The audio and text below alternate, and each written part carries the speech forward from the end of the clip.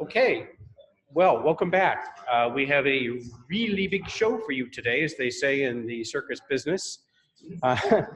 We'll be talking about uncertainty and how we can use uncertainty for experiment planning. But first, one of the things we promised to talk about in this course was comparing different methodologies, both conventional and deep learning for particular tasks in computational biology.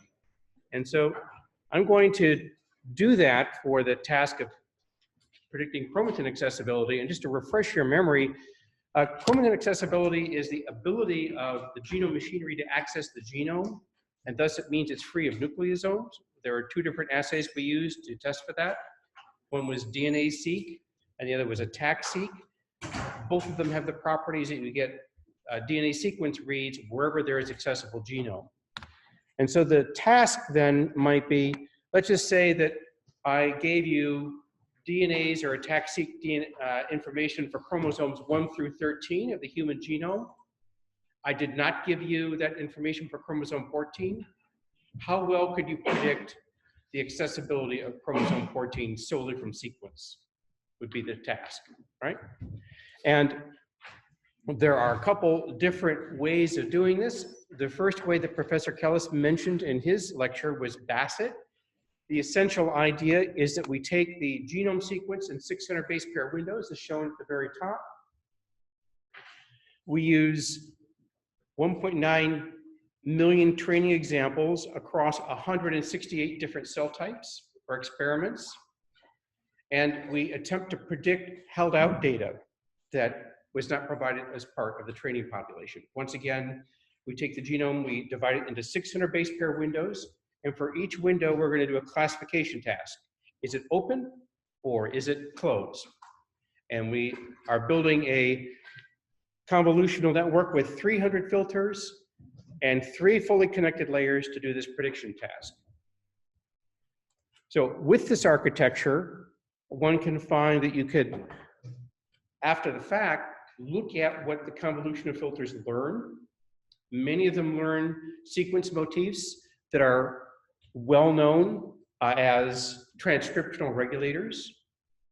And what you also find is that the motifs that contain the most information, that have the least uncertainty in them, that is, they have the strongest motifs, typically are the ones that are annotated. The ones that are most informative are the ones that contain the least amount of randomness in their base assignment, which makes sense, right? I mean, things that actually are really strong motifs are more likely to be annotated when one hypothesizes. Now, how would you test a model like this? How would you know whether or not you are succeeding? Well, what you might do is you might want to do a perturbation experiment, because these are all observational experiments we've talked about so far.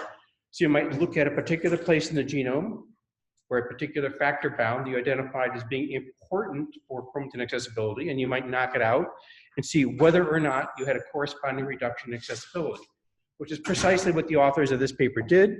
They looked at a June site, which is part of the AP1 associated complex. They knocked it out and found out they had a reduction in chromatin accessibility. Okay, so that is strategy number 1. Strategy 1, once again, 300 filters, 3 deep layers, 600 base pair windows, a large number of experiments, classification task. Is it open? Is it closed? Right? Strategy 2, same task.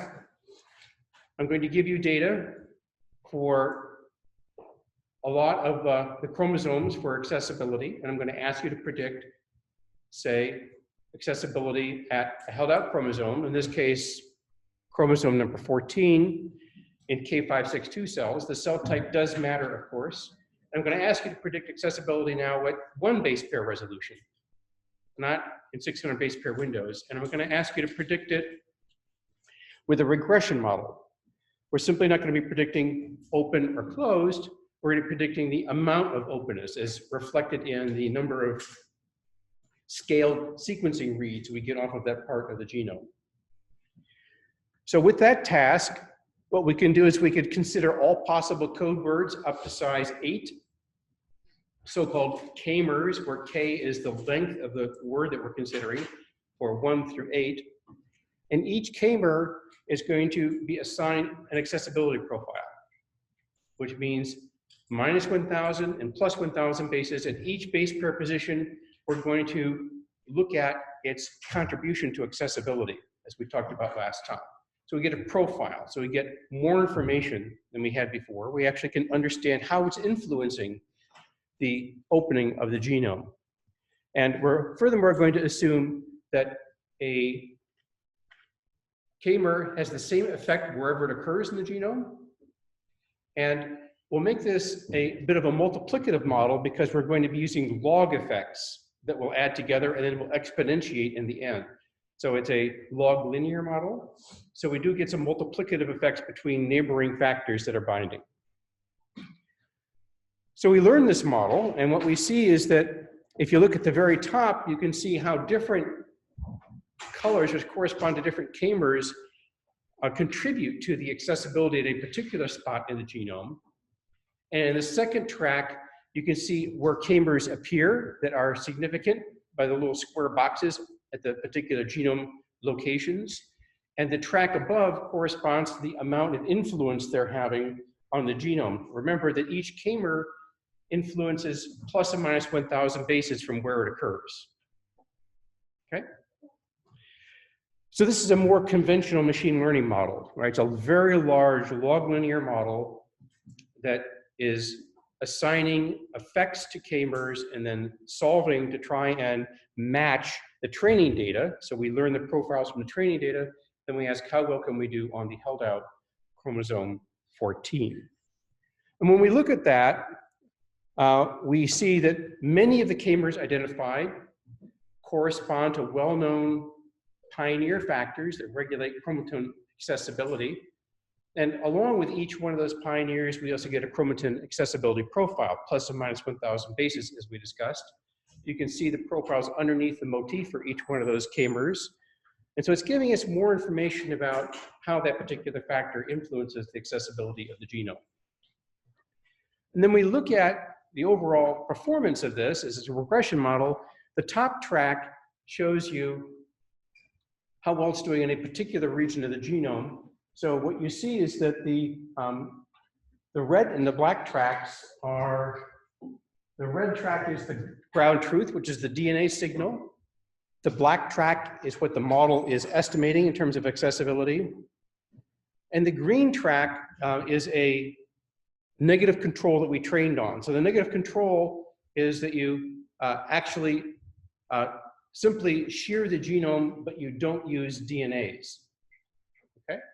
So that training data should be uninformative, right? You should not be actually able to learn anything from that. In fact, what we see is we don't, that there's a little bit of information in the green track, but all of the peaks basically are absent. So the negative control training data is showing us that we actually need to have informative data to build a predict accessibility. And you can see that they track pretty well together, that there's an R squared of 0.8. The control has a much lower R squared. And that when we look at the predictions and held out portions of the genome, here's on, once again, chromosome 14, where we know the factor NRF1 binds, when we actually look at the actual data we've held out, we can see that there is a spot where it binds on the left-hand side. There's sort of a track right down the middle where it's not allowing for the digestion of the genome. And on the right-hand side is what we would predict using this model. So it's, in these particular cases, it's recapitulating the fact that we are protecting the genome from digestion and is protected and not accessible. Now you might ask, how general is this kind of a model? Because we're training this on one particular kind of data from one cell type. How common is it that different cell types share accessibility patterns? So if we look at accessibility regions of the genome and ask how many of them are shared across cell types, we can get an idea of this. So if you look here, these are the so-called DNase hypersensitive sites that are conserved across, in this case, 11 cell types on chromosomes 15 through 22. And you can see in the far right, about 25% of them are shared across all of the cell types. And as we go to the left of the histogram, you can see that there are about, somewhere between 10 and 15% of the sites that are cell type specific. So that means that each particular cell type has its own accessibility pattern that is regulating how its genome is read by the cellular machinery and thus interpreted to implement regulatory programs. Thus, we would expect that a model trained on one particular cell type might be able to predict common hypersensitive sites across cell types, but probably would struggle with predicting cell type specific hypersensitive spots, which is exactly what we would see. In fact, if we look at this model and how well it generalizes to other cell types, you can see that it does a reasonable job when run on different cell types. And that the ability to predict is related to how conserved spots are. That is, when we have very conserved hypersensitive spots across cell lines, the model does a reasonably good job of predicting where they occur, whereas performance falls off as hypersensitive spots become more and more cell type specific, which makes perfect sense. Okay, so how would you check a model like this? Well, one way to do it would be to say, okay, we have identified a bunch of sequences that we think are driving accessibility. Why don't we synthesize a bunch of them, put them into the genome, and see whether or not they open the genome? Which is what was done here, which is that a collection of sequences were made with different amounts of opening index. Remember, this is a regression model, so we can actually take sequences that have a particular opening index and put them together. We can put them into a landing pad, so to speak, in the genome. And one of the beauties of modern high throughput DNA synthesis is that we can make 4,000 different sequences and put them into the genome and test them all in a single experiment. So that was done. And what you find is that the predicted accessibility roughly correlates with the actual accessibility of these sequences when they're put into the genome. So you have a good control then. You actually are, if you bin the sequences by their accessibility, that is how much you think they're going to open the genome, and you observe it, you get a good rough correlation between the two metrics, showing that when you create synthetic sequences and you test them, you get what you expect. That makes sense to everybody? Yes?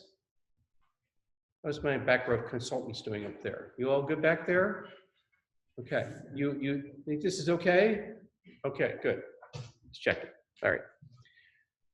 All right, so now we're going to compare these two models, and I'd like you to think critically for a moment, which is the better model?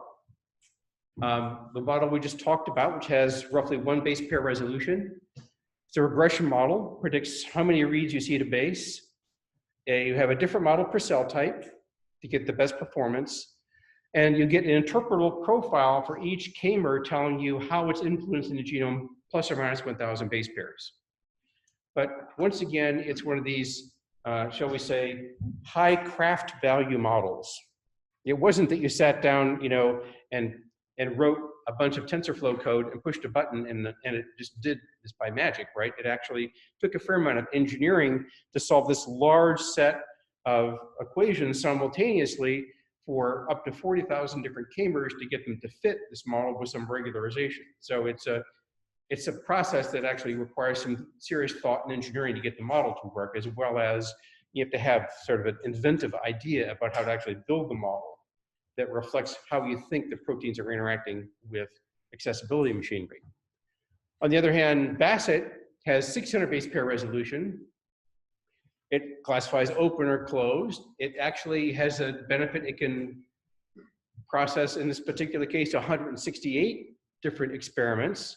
And it has an engineered number of filters to recognize sequence motifs of 300.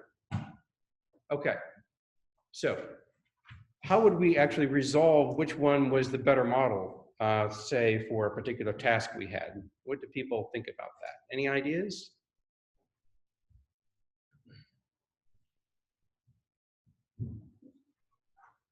Okay, who likes model SCM? I need to raise your hands higher here. Nobody likes model SCM. Everybody likes deep learning models. Okay, we have 5 people like SCM. This is grim here. Who likes Bassett? Oh, more people like Bassett apparently. So tell me, why do you like Bassett better? Well, I mean, like, depending on the application, why would you need one base pair, like, resolution? So, like, sometimes having like larger segments, like, I guess, reveal different information. I'm not sure how to. Okay, so you're saying one base pair resolution may be pointless depending upon what particular hypothesis you're testing, and so it may be that you don't need that. In fact, it may be that you don't need a resolution at all. It may be that what you're really looking for are the sequences that actually come out of the model telling you what's regulating accessibility. And from there, you take what the model's telling you, and both models tell you perhaps roughly equivalent things, that might be, right? Okay, any other thoughts? Does anybody care about how well they do? Yeah, the performance, you know, what the error is, you know, would that be important to you? That might be something we'd look at, right? Yeah, okay. So let's have a look at the error, okay? Because if you look at the error, okay, so if you look at the regression task on the left-hand side, those are the R values for the different models. So SCM has an R value of 0.70, and there are other models we have not talked about, but Bassett has an R value of 0.43. You know, to predict accessibility if you consider it as a regression task. Now, to be fair, Bassett was never considered to be a regression model. You simply take the output of Bassett, the very last layer, treat it as a regression value, and see how well it does, okay? And on the right-hand side are the ROC and PRC curves respectively, the different methods. And what you see is that while SCM does do a tad bit better than Bassett, they're basically pretty evenly matched in the classification task, okay?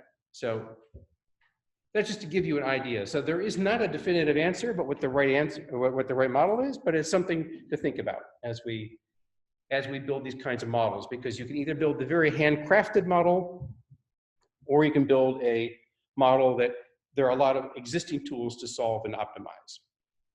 Any other questions about the comparison of these models? Okay, let's talk then about uncertainty in models. If there's one thing I'd like you to take away from this lecture, it's that when you're talking to your fellow machine learning buddies about machine learning, you should always ask about the uncertainty estimates coming out of their models, because I think uncertainty is going to be a very, very important property of machine learning models and research in the coming years. And the idea is that we can estimate 2 kinds of uncertainty we'll be discussing in some detail. The aleatoric uncertainty of a model, which means that it's sort of inherent observational noise. If you run an experiment multiple times, you get different answers, slightly different answers. And so there's no way a model is going to be able to do better than that, right? You can't do any better than a replicate experiment. So we need to take into consideration that our models need to be able to learn inherent observational noise as part of their uncertainty estimate. On the other hand, epistemic model uncertainty is a very different idea. It's that we actually don't know what the right model is. we make a series of assumptions about how many filters we might need, how many layers, what the underlying physical or biological process is that's actually making our inputs map to our outputs, but we might be wrong. And so we need to consider how to take into account the fact that we're uncertain about what the right model is. And we're going to be using uncertainty today in a very constructive way to help us design new experiments, as we'll see. So it's also very useful to know where a model can't be trusted, right? If you're in a self-driving car and the model that's driving the car throws up its hands and say, hey, I don't know what that is, but I need certainty in front of me, maybe it wants to give control of the car back to you, right? If a machine learning based algorithm is making recommendations on an X-ray or an ultrasound, and it gets to a point and it's very uncertain about a diagnosis, it may want to say, hey, I don't really know what's going on here. Call the radiologist, right? And so forth. So having a quantification of the uncertainty of a model is a very valuable thing. It's also the case, it enables experiment planning, because you can identify what you know and what you don't know. So the idea is you train a model on a bunch of training data, and the inputs in that training set follow what's called a training distribution. And if I give you an example you've never seen before, like if I train a model on the numbers 0 through 8, and I show you a 9, right? You're not going to have any idea what a 9 is because it's out of distribution. So how do you recognize when you're being shown something that you have not been trained on? You know, it's out of distribution, so to speak. And that's where uncertainty can be very helpful. But also, you can use uncertainty metrics to know which new experiments to run. Do you want to run experiments in areas of the model where you really don't know what's going on? How can you actually choose an intelligent way to design your next experiment, given what you already know? And so today we'll talk about a way to do that. So one example of this is that imagine that I have a whole collection of binding observations for a given transcription factor. So I have a sequence and its binding strength, sequence and its binding strength, and I have a training data set.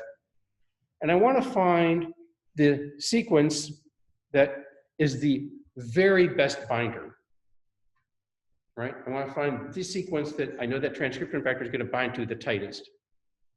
Well, what's the next experiment I should ask for? How do I pick that sequence to actually run the experiment on? And so what we'll be doing today is talking about principled ways of approaching that question. And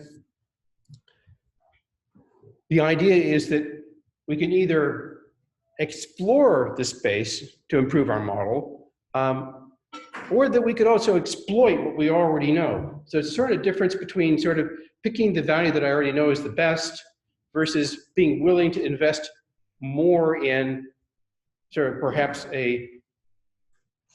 looking in sort of the higher variance regions of the model's output. Now, we can quantify uncertainty for our models in a variety of ways. If we have a classification model, we already have built into the classification model a measure of uncertainty, right? Because if you think about the softmax you did for problem set 1, it gave you a probability output that something was a particular digit.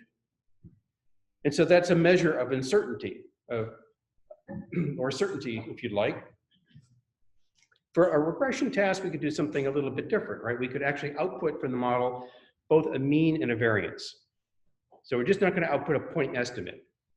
We're going to make our model output the mean and the variance so that we can actually get confidence intervals around how confident the model is in predicting a particular output, right? So let's, and so we can also just, in the case of a categorical model, like the classification model you did for problem set 1, we could also just compute the entropy of the output to see how uncertain it really is. And if the model is really certain, the entropy is going to be 0, right? However, the more uncertain it is, it could be up to, log base 2 of the number of choices in terms of the number of bits of entropy it's going to be presenting to us. This makes sense to everybody? Okay. So let's talk about aleatoric uncertainty for a moment. We talked about that, introduced it a little while ago. The idea is that it is the observational noise.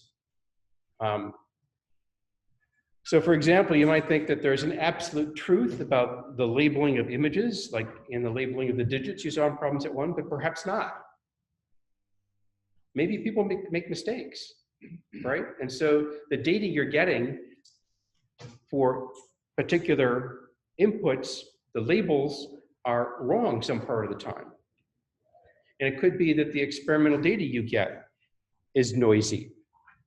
And thus, there's an inherent noise component in whatever you're looking at that you have to take into consideration.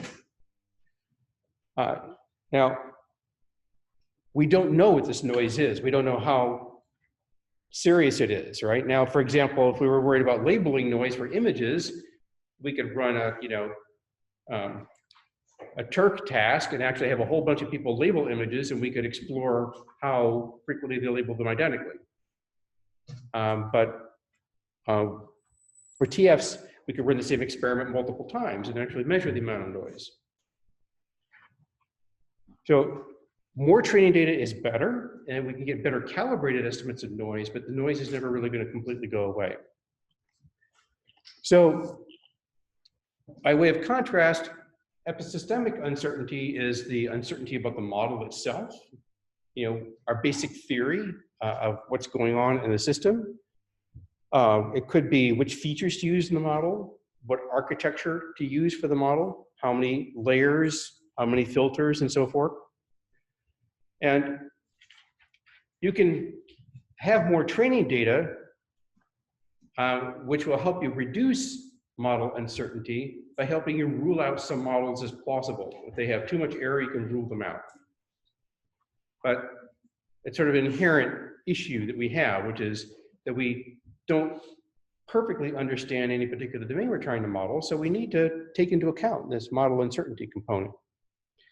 Now, if you're doing visual scene analysis and you could project onto the images that you produced both the imaging models aleatoric and epistemic uncertainty, where would you expect they would fall in the image? Well, the noise in the image would probably be more at the edges of things. And so the resolution that you're providing as the input may have some noise in it, and so you would see that there was more aleatoric noise in the edges. On the other hand, the epistemic noise, the modeling noise, may be that it actually can't perfectly recognize all the objects. So it might actually be giving you more modeling noise on particular large objects in the image. So if we look at a particular imaging model, that's exactly what we see. You can see that the input image is here on the far left. The ground truth of the segmentation is in the second column. The third column is what the model, how it has segmented it. And the fourth column is the aleatoric uncertainty. And you can see that it's concentrated around the edges of objects. Like if you look down in the bottom row, fourth column over, you can see that the edges are the ones that are highlighted as being more uncertain. Whereas the bottom row, far right, you'll see that it's having a hard time with the curve there. It really is uncertain if that's part of the road or if it's actually a curve or not. And so we're getting this modeling uncertainty that's going on. All right, so we can take both of these ideas and come up with strategies for modeling them. So let's first talk about how we're going to model aleatoric uncertainty and get our models to produce this for us. Now, just to be clear, we can imagine that this uncertainty takes two forms. A heteroscedastic, which means that the amount of uncertainty varies as the input value varies. You can see that here we have a scatter increasing as the label value increases, or homoscedastic noise means that the variance is constant for all input values, right? And so we want to accommodate an approach that can model either of those kinds of noise.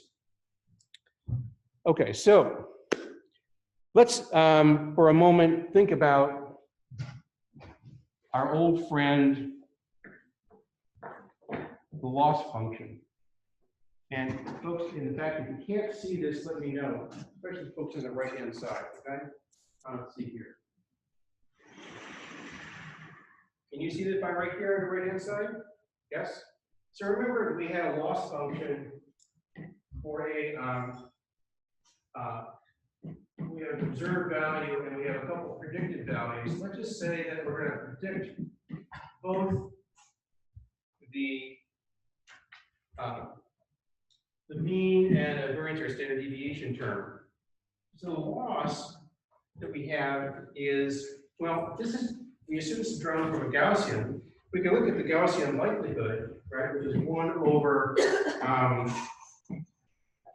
pi square root of 2 pi e to the minus 1/2 is 1/2 is 1 pi squared. So that's the Gaussian, right? It takes into account both, in this case, the standard deviation and the mean that we're predicting, right? So to get the log likelihood, all we need to do is just take the negative log of this, like so, and that gives us the log likelihood. Now what is interesting is that the log likelihood in this case will include both the standard deviation term and the mean term. And so we can, if we take the log of this thing, of course, the whole thing will fall apart into a big summation of the different multiplicative components. But if we let S of I equal, so S of I equal log sigma half I squared, to simplify some things and do a change in variables, what we find out is that the loss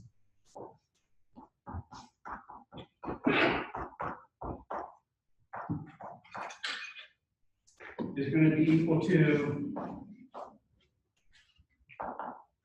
1/2 S hat of I plus log the square root 2 pi plus e to the minus S I 1/2 1 at I minus 1 I squared. So we have a loss function in terms of these two components. And the idea then is that we can do this sort of cool trick. Is that here's our input. We're going to build a network, a deep neural network, that has 3 components. It's going to have a component that is shared, and one component that produces the estimate of the mean, or one that produces the estimate of the variance. And these 3 different components of the neural network have their own parameters. So here, this will have theta of, say, y, and this is theta of s, and this is theta of common. Right? So I'm going to design a neural network that's going to take in my input. It's going to have a common processing component. It's going to produce an intermediate representation of some width. It's going to feed that into another network that's going to produce the mean of this expected observation, and another network that produces the variance. Make sense to folks? Yeah. What is the first symbol of the y2 in the last line? What is it? In the last line on the left-hand side, what's the first symbol? Yi? 1/2? 1/2? 1/2, thanks. 1/2, sorry. Yeah, 1/2. That comes from the fact that SI hat is also equal to log sigma I, yeah, right? Yeah, the 2 comes out, and then this comes down like this, right? Okay. So there's our loss function. Here's our network. What's cool is that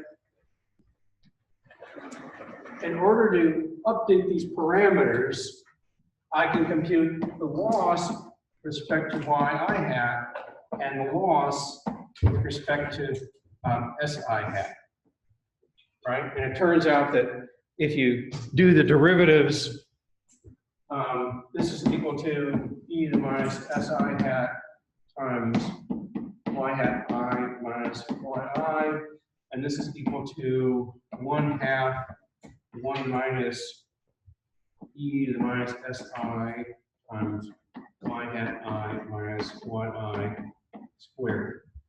Okay? But the point is that I can compute how to change y to change my loss, and how to change my variance to change my loss. Here's the idea, right? Which is that, let's just say I'm making really bad guesses at me, okay? Ooh, they're terrible, okay? Really bad. What's going to save me? What's going to save me is this, right? It's going to start ramping down the penalty I'm facing, this loss,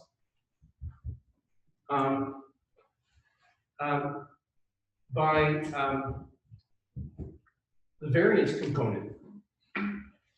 So I get the ability to trade off variance and error from my mean here. And over here, I can update the weights having to do with all 3 of these networks. When I compute this partial derivative, it's going to be used to propagate the gradient backwards through this part of the network, all the way through the common part, updating these weights and these weights. Whereas when I compute the partial with respect to S of I, it's going to be used to update the theta S and the theta sub common weights. So I'm going to train this whole network then to minimize my loss, right?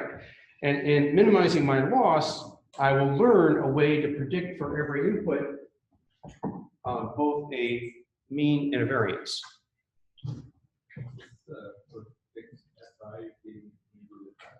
Pardon? This is like for trying to understand how you do the back embedded somehow.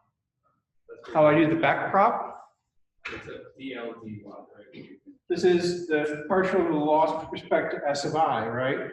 So here, when I have a particular set of outputs, when I have this should be S hat of S of I, when I have these outputs, I compute my loss, and I just back prop it, updating my weights as I go, using the chain rule.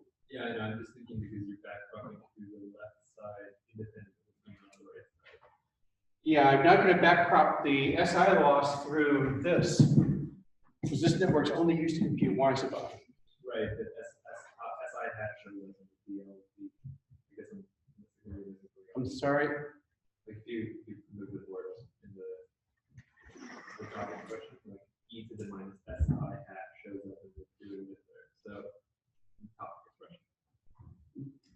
expression. The top expression, yes. So are you taking this is just for a fixed set of Y hat and SI hat, right? You're taking both of them for each pair of Y hat and SI hat. This is the error term, right, for how much the mean is off, right? Yeah. How much the mean is off. Because this is the actual label, right? Right. This is scaling it by the amount of variance I'm predicting, the gradient term.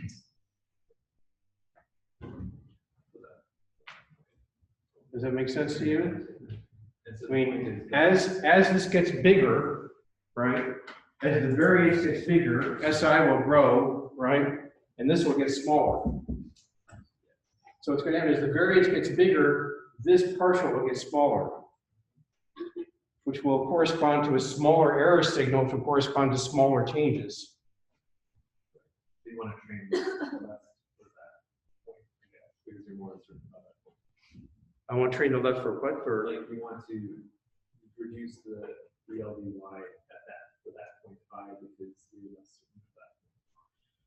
well, yeah, this is for a single point. So you're going to do this in batches. So you're going to average the gradients right over the batch. But Yeah, but I'm just saying that for reducing the derivative or the contribution of the derivative at that point just means that there's less of that the actual weights that we create. yeah, it's a little hard for me to hear you from all the way back there. But I think what I'm trying to understand is when that gets very small, it's just the basic equation is that it has less of an effect in terms of training the weights of theta y and theta. when this gets, well, this, okay, I guess what I'm a little. Are you? Do you understand how it works? Or do you have a fundamental question about how it works? I'm just trying to understand the intuition of when SI gets really big. What does it mean for that gradient to get very small? Well, you want SI is penalized here, right? So we have you want SI not to get really big, right? If possible, and this term is going to make SI get smaller. This is trying to actually make SI small, right? Reduce the loss of SI. So this term is going to drive the network computing S and the common part to try and make SI smaller. And that's going to be working against the other part, which says, hey, if SI is big, I can relax. I don't have to make very accurate estimates. So the two of them are going to work against one another, right? Which gets me to my next point, which is what happens if you overfit? If you overfit this, what will happen if you have a huge amount of model capacity, what will happen is that you're going to be bang on all of your estimates, right? And the variance will go to 0.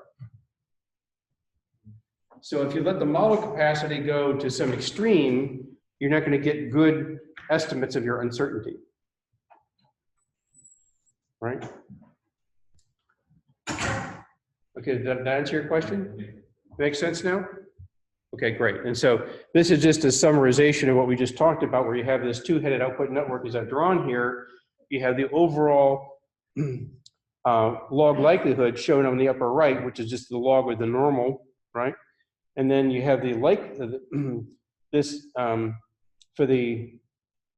as we've shown here on the bottom, if you make that substitution, you can then take the derivative of that log likelihood to actually get these terms to do your model update. Okay?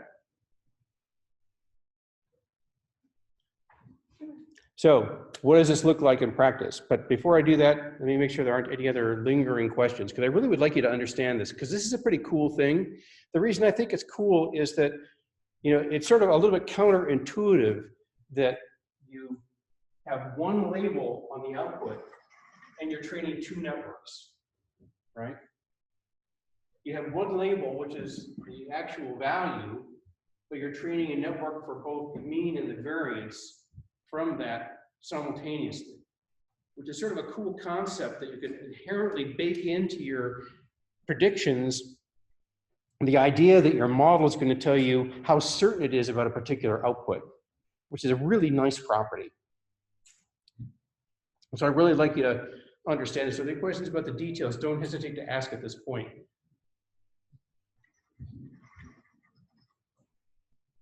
How are we doing there, back row? You okay?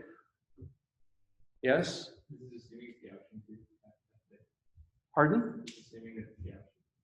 Can you speak up a little bit? Is this assuming that it's the option that's the beta as well as the option? It's a Gaussian, yes. So it's only works with that assumption.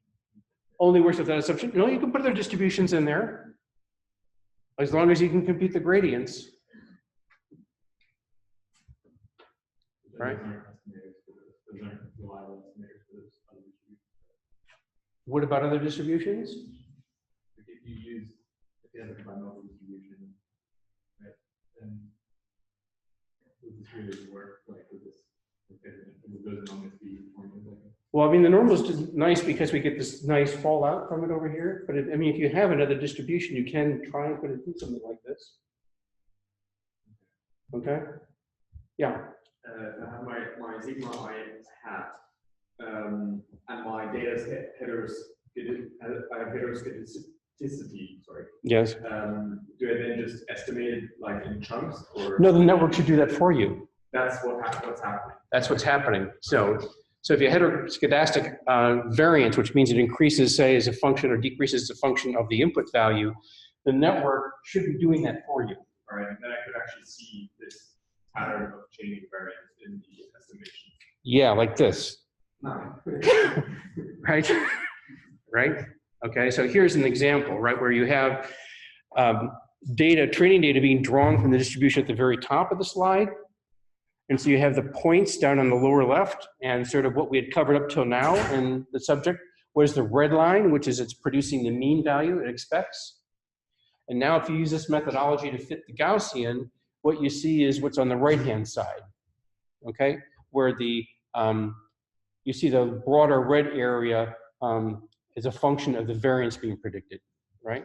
Which is quite nice because you can see it's actually capturing the uncertainty in the data.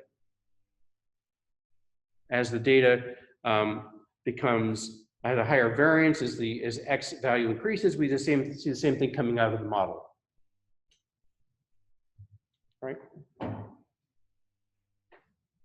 Any other questions? Great questions. Yes. So I have a general question. Sure. From an epistemological point of view, there are different levels. Low uncertainty scenarios are fairly well predicted. However, high uncertainty scenarios where there is true ambiguity, it's very difficult to make predictions. So would it be also beneficial to try to assess the level of uncertainty of a particular situation and see whether a particular model would be? So your question is, should we try to evaluate the uncertainty of a particular task, let's say, or a particular Before we do all this? any I think that's a very good question. We'll be talking about that momentarily. We'll talk about how to calibrate uncertainty. Because right now we've talked about how to actually estimate uncertainty, but we haven't talked about whether it's calibrated or not. By calibrate, this looks very well calibrated, right? I mean, everybody shakes their head, yes. Oh, that looks very cool, right? I mean, it's doing a really great job estimating the uncertainty from that original sampling distribution for the training data. But is it the case that any old model we came up with that produced uncertainty estimates would be quote unquote well calibrated? And what does well calibrated mean? Right? So we'll just talk about that now, right? I think it's a very important concept. Because actually, easy to assess, harder to fix. Okay? So a confidence interval is an interval around a mean where you have a certain percent chance that you're actually going to capture a value. And so if we think about classification, we can look at it in the following way. So imagine that we bin our classification probabilities for held out data, and we look at what the actual class was. And we measure for each bin of uncertainty that we predicted, how uncertain we actually were, right? What fraction of the time the actual label was the class that we predicted. So we say, okay, well, you know, I'm only 30% certain, but for all the values that I said I was 30% certain, was it the case that only 30% of them actually turned out to have the right class? And so we can do a analysis showing of the confidence on the x-axis here of my predictions, and on the y-axis, the accuracy in the held out set. And we can compute the area between those two curves. And the idea is that we want the gap to be as small as possible. So we can look at the calibration, in this case of classification, by looking at the difference between the predicted confidence and the actual measured uncertainty. The other thing we can do for regression is we can do the same thing. We can bin our examples in the held out set by their relative confidence intervals, low confidence, medium confidence, high confidence, and then look at the actual values in the held out data and see to what extent we actually were within the confidence interval that we're predicting. So we can look at how well calibrated our model is based upon that metric. So people understand the idea of a well-calibrated model. Once again, a well-calibrated model for uncertainty is a model where if we look at how uncertain we are as predicted by the model for held out data, and then we look at the actual values of the held out data, that the uncertainty stated for the model is a good indication of how well we'll actually do, or how we would have done with the labels. Make sense? Yes. For me, it's a stupid question, but how do you get the variance prediction? Do you run them all the same data? How do I get what? How do you get like the variance prediction? How do you get the variance prediction for this? Well, you see the model over on the left-hand board. So it's going to output the variance prediction directly on the right-hand side, the S of I, which is equal to the log of the variance. So if I exponentiate that, I'm going to get the variance. But that probably doesn't really answer your question. I think that how I get the variance is that I define a loss function I'd like to minimize. The loss function is in terms of my predicted mean, my predicted variance. I can look at how to change my loss by changing the mean or the variance by taking these partial derivatives over here. This tells me how much I change my loss by changing the mean. This tells me how much I change my loss by changing the variance. And from these, I can update the weights of my model to better predict the mean and the variance. So that's how I'm predicting the variance, is by building a model through gradient methods. These are gradients to be able to optimize parameters to accurately predict them. Did that answer your question? Yes? Okay. Any other questions? All right. So, I'll say that we already mentioned this, but the idea is that overfit models can lead to uncalibrated uncertainty, because as we overfit, we're driving the predictions to be precise. As a consequence, the variance will go to 0. So we don't really have a great way, once the model is overfit, to accurately estimate its uncertainty. One way to think about that is in our previous graphical representation. It's just like we had drawn a line between all the points, right? We exactly could predict all the points regardless of the fact they were scattered all around the mean, if our model has sufficient capacity. So we have to be mindful of that. Okay. Let's take a classification model, and let's just say that it's too darn certain. Now, we've all met people like that, right? Wish we could recalibrate people, but and I wish this technique would work for people, but it doesn't. The way we can recalibrate one of our classification models that uses softmax is that what we do is, we have the softmax function you solve in problem set 1, and we have a bunch of logits that are going into it. We just divide them by t as they go in. And the idea is as you increase t, it brings the probabilities closer and closer together. Whereas t goes to infinity, the probabilities coming out of the softmax will be uniform. So it basically makes you more and more uncertain as you increase the temperature, is the idea. So if you crank up the temperature, you get a smoothing of the output probability distribution for your softmax, and that allows you to become better calibrated. So an example of this is shown here, which is that if you look at the error, you can see that if we tune our model using temperature methods, we can actually get a very well calibrated model on the CFAR 100 data set, which is a data set with 100 different image classes. So it's one way to deal with this. All right, so let's talk now about epistemic uncertainty. And this is modeling uncertainty. We don't know what the right model is. So essentially, all the methods are looking at a space of models. How do we explore a space of models in a systematic way? And we'll talk about each one of these in turn. One way to do that would be to, instead of fixing parameters like we have here, we have fixed parameters for these models. They're numeric scalar values as parameters.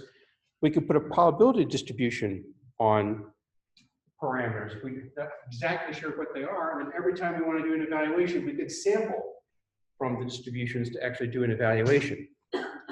So in that framework, the idea is that we have an architecture that's fixed for our neural network, but all the parameters are drawn from a distribution of parameters.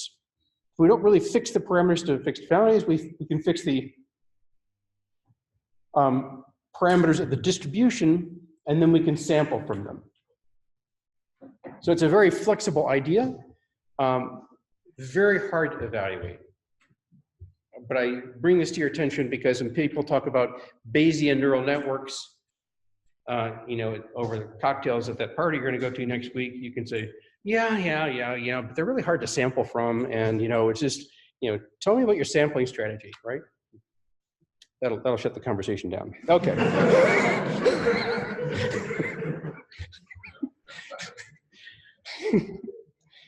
All right. Once again, it's principle. They tend to be a little overconfident, and they're hard to evaluate, right? Okay. Another way to do this is to use dropout. We talked about dropout during training. Dropout during inference is a little bit is similar, which is that when you want to go evaluate the network, what you do is you just drop out some fraction of the nodes and evaluate it. And then you do this for all of your different values, and you are going to get more uncertainty by the fact you're essentially sampling from a collection of models that are all subsets of the original model you trained when you're doing this dropout methodology. Okay? It's a very simple strategy. Once again, it tends to be somewhat overconfident because all of the models are drawn from the same parent. Right? Another strategy which is very popular are ensembles. You train a bunch of different models using different architectures, different data, different hyperparameters, and you take an input and you feed it to all of them. And you ask to what extent the different models agree. And you can compute the variance from the means of all the different models. This is very scalable. You can try lots of different assumptions, and it works reasonably well, right? So ensemble-based uncertainty metrics for epistemic uncertainty are popular. So it's recommended as one approach. Another approach is to use what's called a Gaussian process. The idea is that we don't really know what the actual function value is here. When we're given our training data, but what we can do is we can use essentially an infinite collection of different lines to approximate it, which are modeled by a Gaussian.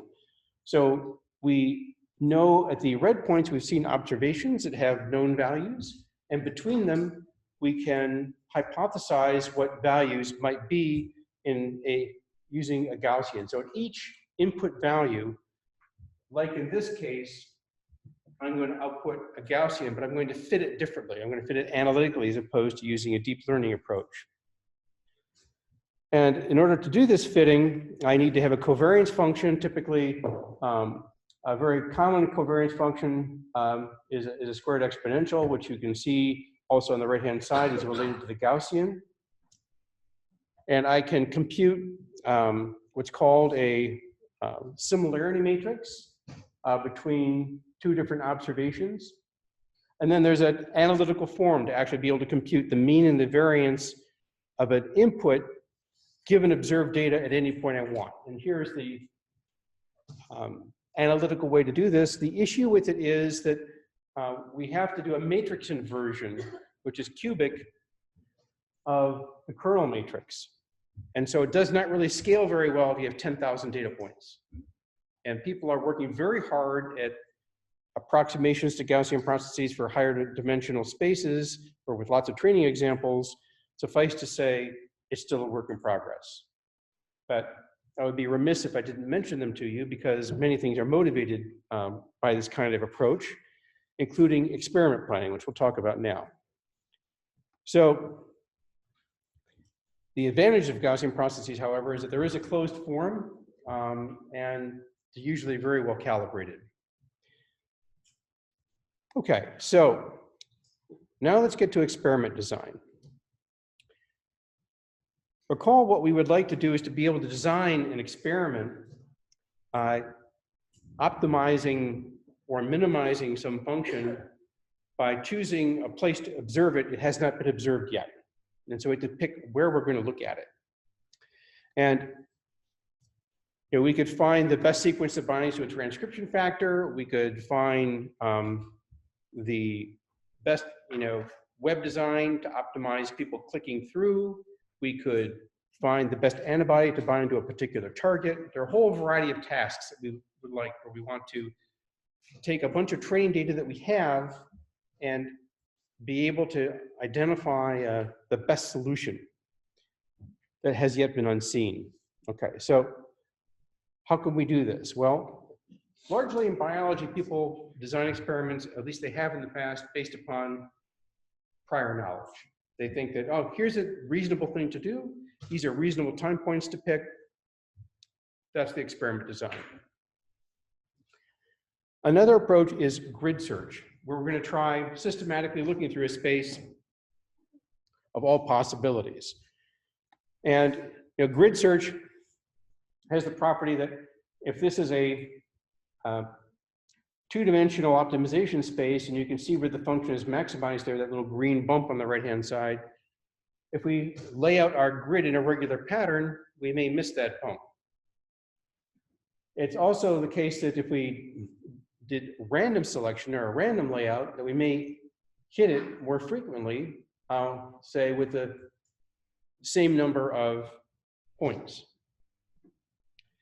The left-hand grid layout you actually have done during your own work, or for problem set 2, right?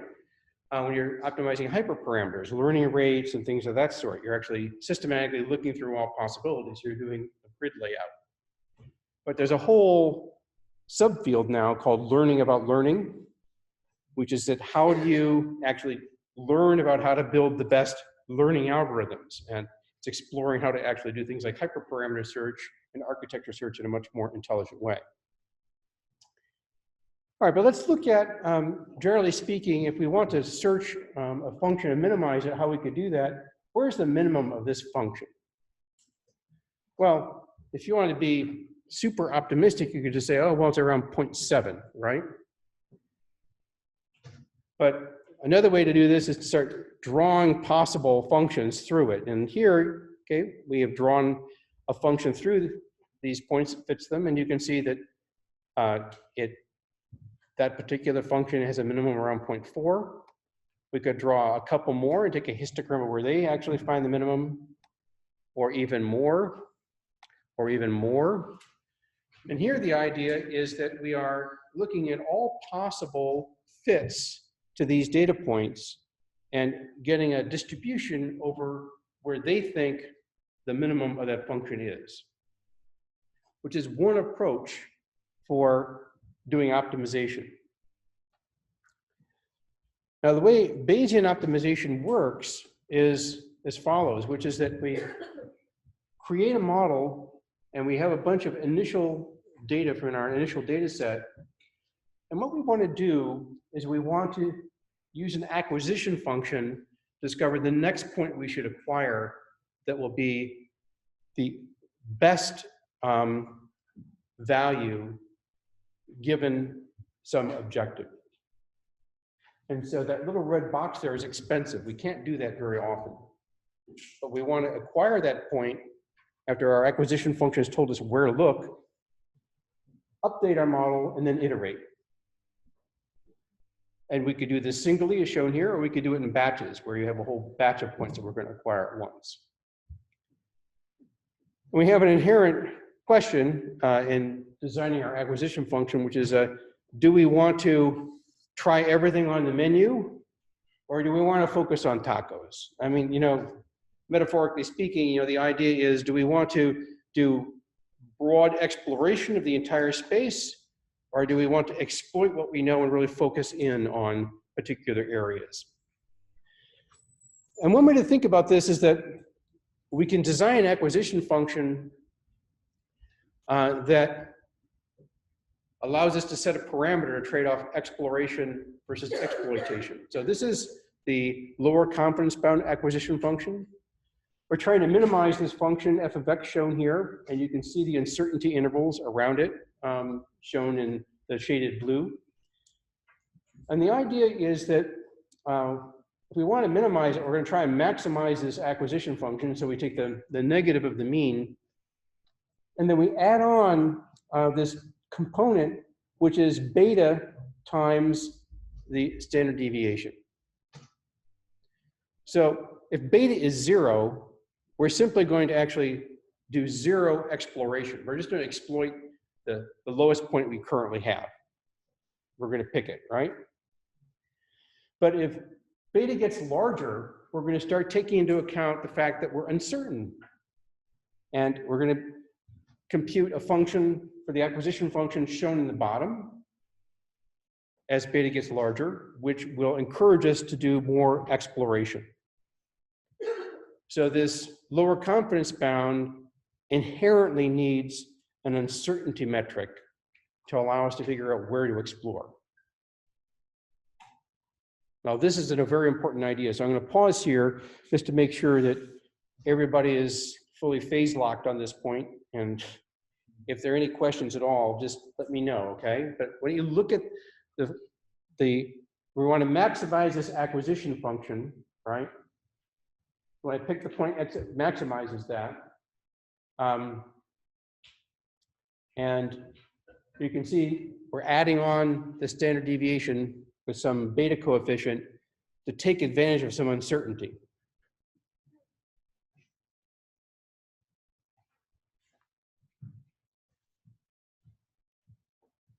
Yes? How do we interpret the bottom plot here? The bottom plot is the value of the acquisition function for a particular value of beta.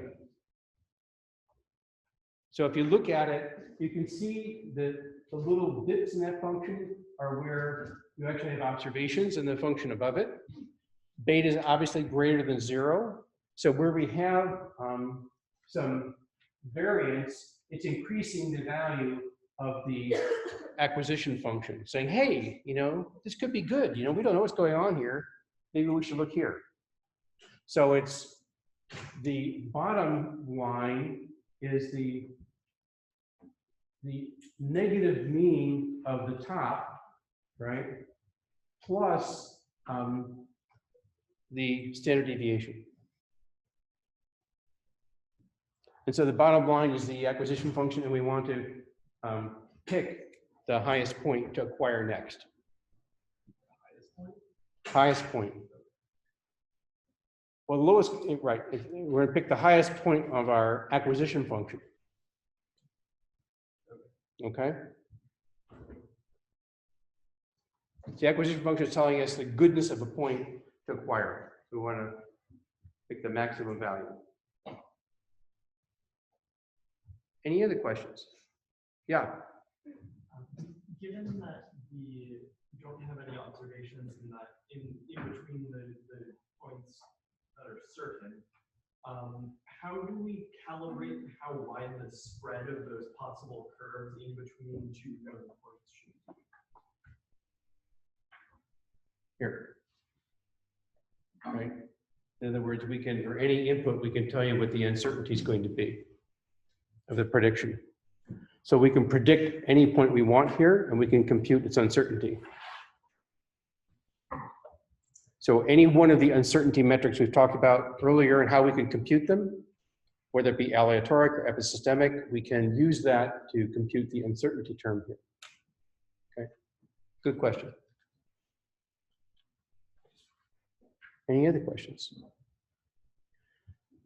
Okay, let's try one other acquisition function. This acquisition function, I will tell you the way to intuitively understand this, and then you can return to the integral above to confirm your knowledge if you want. But basically, at each point in the lower plot, which is the plot of the acquisition function, it's the integral from the green line down. Okay? So the green line is the best point you could do given the already existing data. Why best? And so what we're simply going to do is compute the probability below that point as represented by the uncertainty. And so that's the expected improvement. So we are going to look at the acquisition function in that fashion. Once again, you simply integrate from the green line down at each point. And that's what's going on the top there. And this is a very popular acquisition function, expected improvement. And for Gaussian processes, there's a closed form solution for this. For the kinds of uncertainty we talked about estimating with neural networks, where we need to do this piecemeal, we need to do some sampling to figure out where to look to be able to figure out what our acquisition function looks like.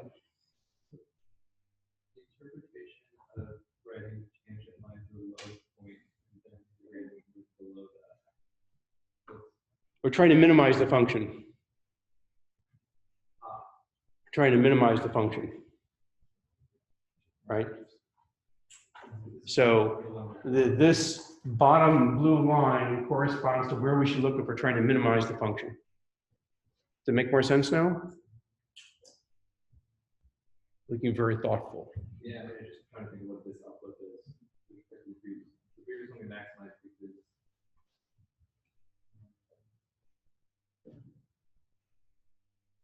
yeah, I'm just trying to understand. Pardon? The difference between this alpha and the alpha you did in the previous slide. I still didn't get that. There's still. Like, I wanted to understand the difference. The interpretation is why I want to minimize this one, or why I want to point this. For the EI of X. Py of X, that's the probability distribution that represents the uncertainty. So we're trying to, represents the shaded blue part, the Py of X.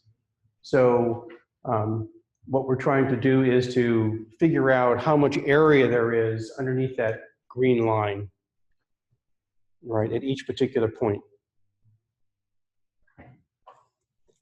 More area looks better. More of a chance we're going to win looking there. Okay. Any other questions? Okay. Lower confidence bound, expected improvement.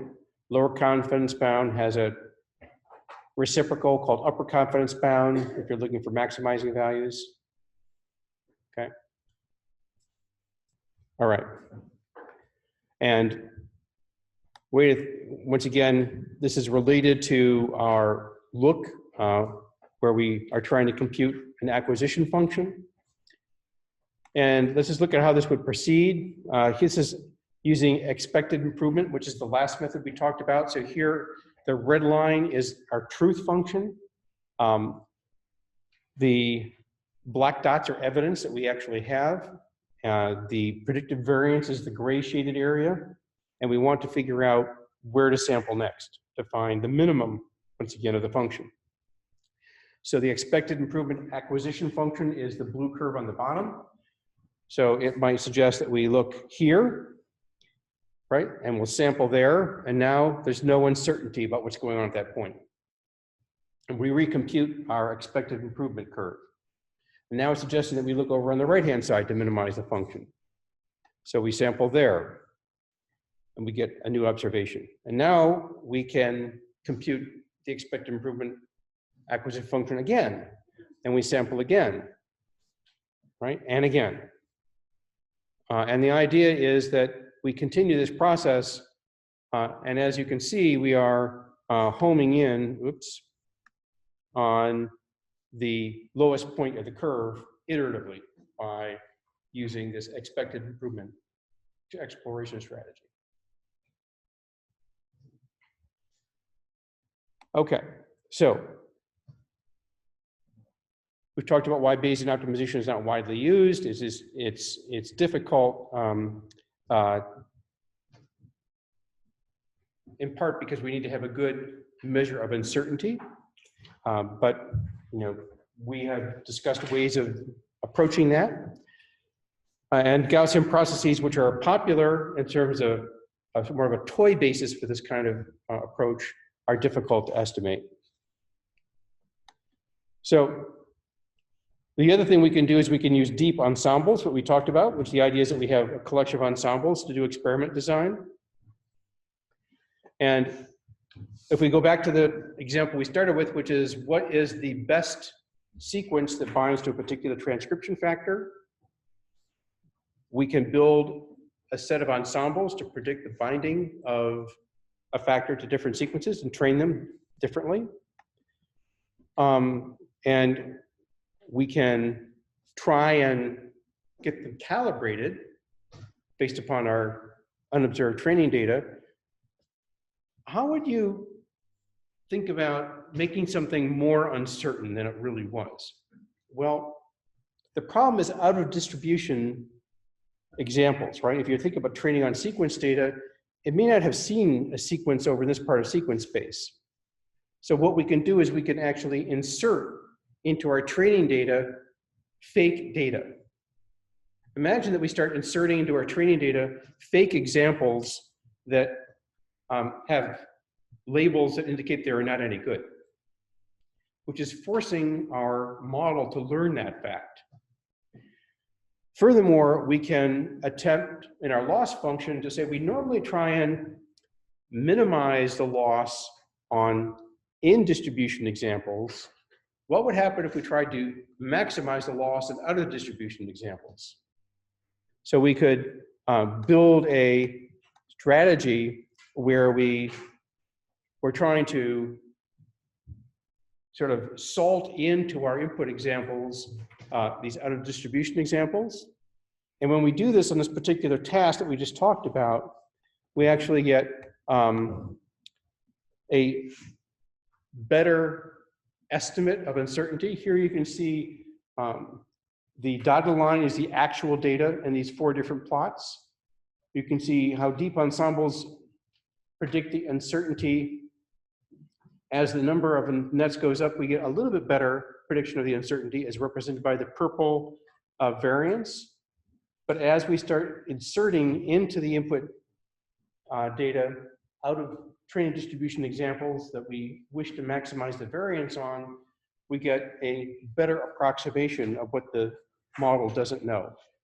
When we actually use this kind of a model, it turns out the performance, this is the same example, is better than if we had used a naive set of ensembles for measuring uncertainty. Here, this is using upper confidence bound, which is the reciprocal of lower confidence bound, and we get closer to the optimum faster. So today we've talked about the idea of uncertainty in models, right? Epistemic, aleatoric, how to estimate it, how to use it for experiment design. You guys have been great. I'll see you on Thursday. Take care. Oh, we have a 10-minute period at the end of Thursday's lecture for you to talk to other folks in class about projects, okay? Just so you know.